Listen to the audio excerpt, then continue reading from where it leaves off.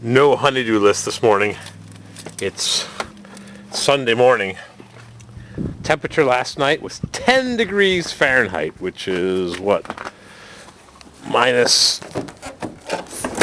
12 Celsius. It is brutal cold. The sun is shining. We had a couple bricklayers looking at our bulging brick wall, and it was too cold to stand there because the sun hadn't come around the 1001, 1002, hadn't come around the corner. My sister-in-law likes the video that I posted yesterday of her at the maple syrup celebration. Crank her up! Oh yeah, rock and roll.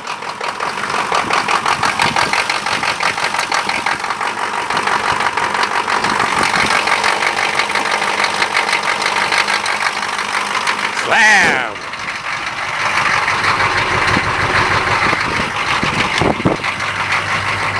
A couple of weeks ago, I unplugged the glow plug wire plug and then I plugged it back in and let the engine run for probably 10 minutes with the glow plugs plugged in. I hopped in the truck after tootling around in the yard and I noticed the glow plug light is on, which I never usually see because I plug it in from the outside. I had the glow plugs on for at least 5 minutes, if not 10 minutes. And they seemed to be fine. The engine was running, so it was cooling them off a bit. Anyways, rev it up a little bit and get that alternator to charge with my one wire alternator. Crank her up. Headlights on. Put her in gear. And clunk. I went through the car wash yesterday and doors were frozen. I wonder why. Can you imagine? It's March 22nd, the first full day of spring, or the second full day, and it was 10 degrees last night, which on the famous Celsius scale is minus 12, I think, or minus 8. It's pretty crazy. Pretty crazy. Alrighty, I gotta go do some honeydew stuff. I gotta go collect the trash. I got some starter bushings in there somewhere. My friend's closing up his starter shop that was in business for 20 years. He's out of business. Too many big box stores. He's done. I got some bushings. Hope they're the right ones for the diesel. Alright, let's crank her up. 20-something years ago, Mrs. CW and I looked to buy this house right here. And we didn't buy it because it was too big and too high maintenance. And some couple bought it from out of the area. They turned it into a bed and breakfast. They got the apartment building right across the street.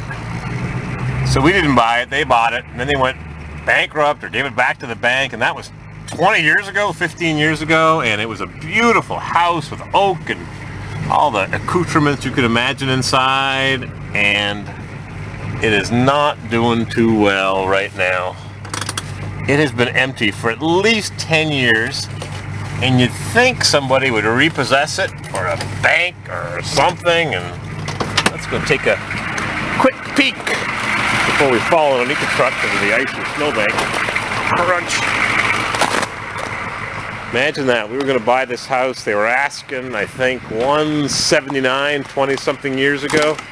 They got it all shored up. What a shame. Big, beautiful mansion.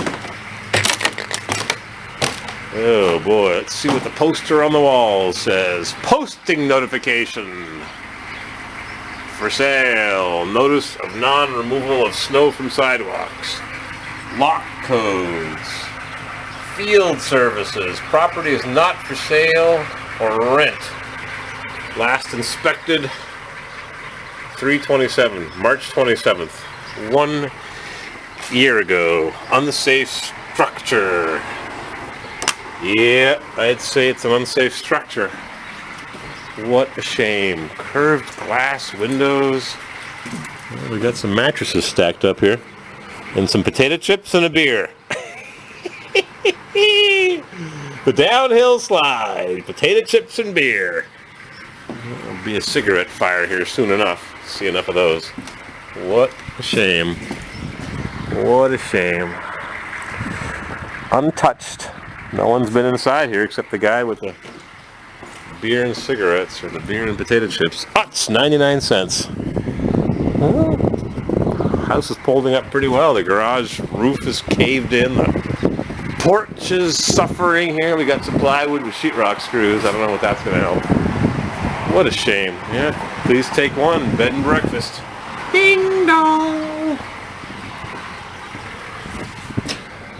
Yeah, looks like some pipe burst somewhere. I got some spillage, a nice oak table, and big old cast iron radiators.